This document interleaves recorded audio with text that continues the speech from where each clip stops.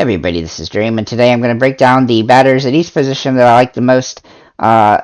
This slate is a little bit wonky because there's a lot of batters that are probably not going to play and a lot of pitchers that are going to be interchanged before the start just because there's no real value in some of these guys pitching with the playoffs looming.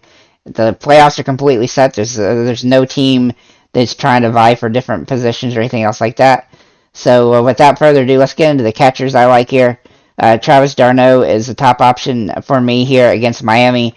He's been hitting the ball pretty well lately, averaging 6 fantasy points a game, and he's been solid against the Miami, averaging almost 10 fantasy points a game, 3 home runs in 11 games versus them. The other guy for his team, William Contreras, is another guy that I like on this particular slate. He's averaging about 7 fantasy points a game against Miami this season, including 2 home runs, and he's in a plus matchup here in this particular setting. And then Haas, he's my value option here for Detroit. He looks really good here. He's averaging 6.5 fantasy points a game. Most teams really don't have a whole lot to play for here, so guys like him are going to have some opportunity here in these particular matchups. And at first base, Pete Alonso is my top play. Now, obviously, he's going up against Fetty, and I love to go up against Fetty, so that's a big advantage here. But he's averaging 11 fantasy points a game for the last 10, but you do have to be aware that he may not play or may get pulled late, early in the game. Jose Abreu is another guy I like here for Chicago White Sox against Minnesota. He's averaging almost 6 fantasy points a game, but he's been really good against Minnesota this season, averaging almost 9 fantasy points a game against them. So I think he's in a great spot here. I really like the Chicago White Sox today. Christian Walker for Arizona is a good spot here. Now, I don't think Milwaukee is actually going to end up pitching Burns, so if they don't, then he's actually going to be a really good top option here at $3,800. He's also been pretty solid against Milwaukee, averaging 7 fantasy points a game. Then we have JD Davis for San Francisco. Now he's going up against Clevenger. He's averaging almost 9.5 fantasy points a game for the last 10 games, and he's been hitting the ball pretty well lately, so I really like him in this particular matchup. And then finally, Ty France, who can also play third base against Alexander of Detroit. He's averaging 8.5 fantasy points a game almost, and he's been absolutely dominating Detroit in 5 games. He's averaging 12 fantasy points per game there. At second base, Brendan Donovan is in a really good spot here. He's been playing pretty well, averaging 7 fantasy points a game, but he's also hitting 300. The only reason his batting average isn't quite as high is because there's a couple games where he's been pitch hitting later in the game, so I do have to keep in mind for that. Luis Garcia for Washington. Luis Garcia for Washington against DeGrom, who I don't think DeGrom is going to pitch today, so if he doesn't, then Luis Garcia, he's averaging 10 fantasy points a game against the Mets this season, and he'll be in a pretty good spot. You do have to keep an eye out on who actually pitches that game, however. Colton Wong is a guy I like here for Milwaukee against Arizona.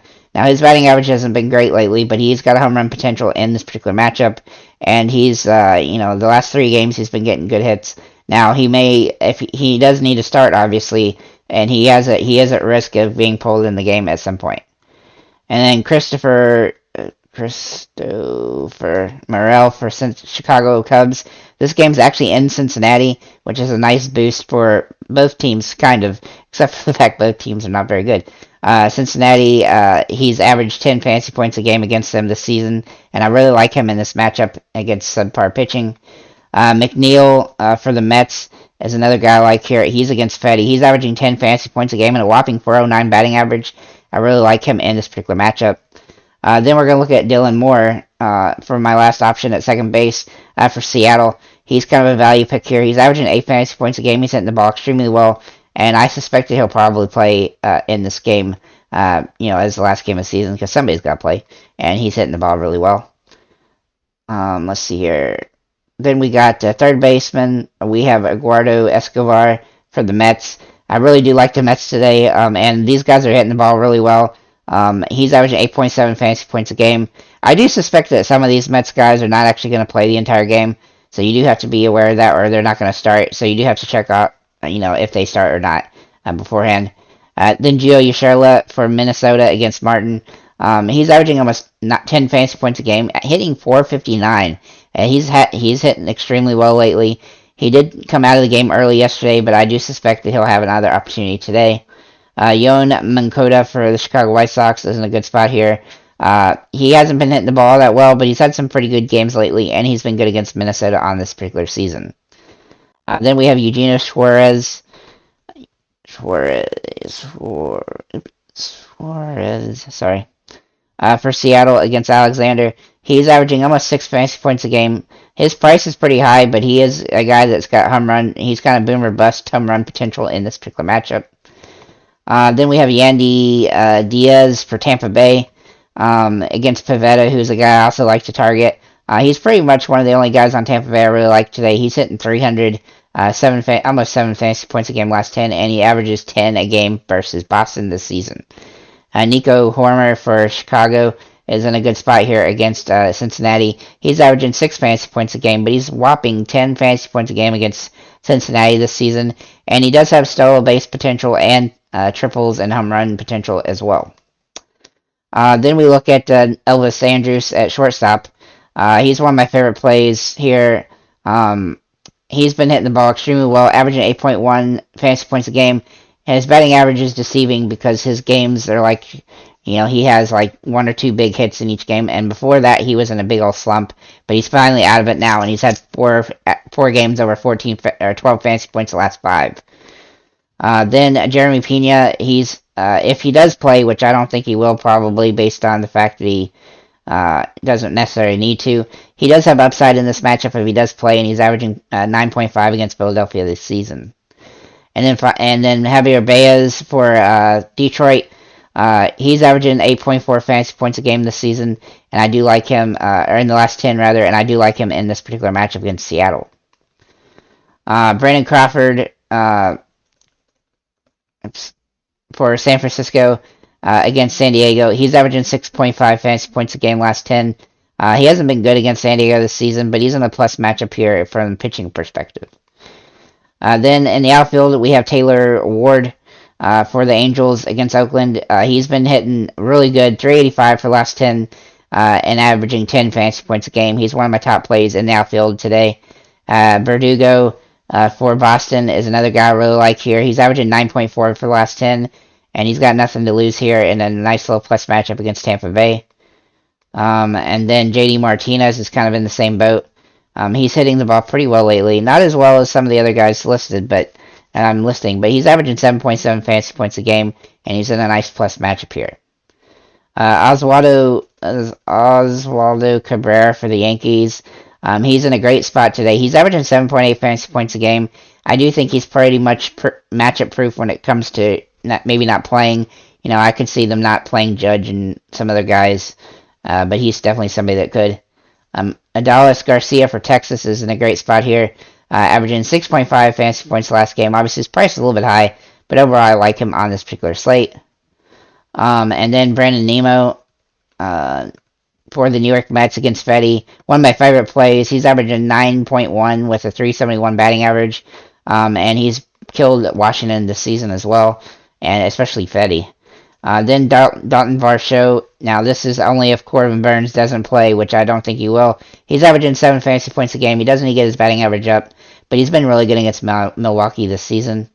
And then McCutchen for Milwaukee. His price is pretty fair for his production right now, 6.5 fantasy points a game. And he's in a nice little plus matchup here and has potential to have a really solid game. Then Mitch Haniger. He finally got out of his slump. He's hitting the ball well, and so this type of situation where I like to use a guy like that. He's averaging 10 fantasy points a game the last 10. As you can see, he's a little bit boomer bust, but he's been hitting the ball better as of late, and so I do like him in this matchup. Mike Yastrzemski, he's hitting the ball pretty well for San Francisco, averaging 8.3 fantasy points a game. He's got a home run potential here. He's really started to hit the ball well as of late. And, being the last game of this regular season, he'll probably try to get a home run. Randall Grichuk is another guy I like, okay. He's averaging 6.6 fantasy points a game. He has been a little bit inconsistent, but he should play throughout the game. And presuming that Kershaw doesn't play, he'll be a good option here. A couple of value options I'm just going to mention off the top of my head are going to be Albert Pujols, Seth Brown, Josh Jung, Drew Waters, Brian De La Cruz, Garrett Mitchell, Will Myers, Trace Thompson, and Austin Barnes, and then Randy. Sorry, not Randy. Yeah, so just Austin Barnes. So if you, all of those guys are definitely good options as value options today. So if you want to take a look at those guys, then you can definitely do that. Overall, I think it's going to be a kind of funky slate. It's going to be really obscure scoring. Pitching is just going to be all over the place. Jacob deGrom, Shohei Ohtani, Max Fried, Merrill Kelly, Aaron Savelli, and Domingo German are my pitchers that I'm going to be looking at mostly. And then if the top four guys I mentioned there aren't playing, then whoever does end up starting for those teams, I'm going to take a look at those guys as well. And so yeah, so if you have any comments or questions about any plays, feel free to leave them below. Thank you guys for liking, commenting, subscribing. I know this video is a little bit different than what I normally do. It's just because of this slate, 15 games and pretty much all the teams playing, and it's the last game season. A lot of guys are going to sit, not play deep in the game and stuff like that. So do be very careful with how you make your bets today, because it's going to be haywire, and the traditional ideas are not really going to work so well on this particular slate. With that said, the next video for baseball after this, outside of shorts, will be a playoff video when we start playoffs. So take a look for that, and have a nice day, guys.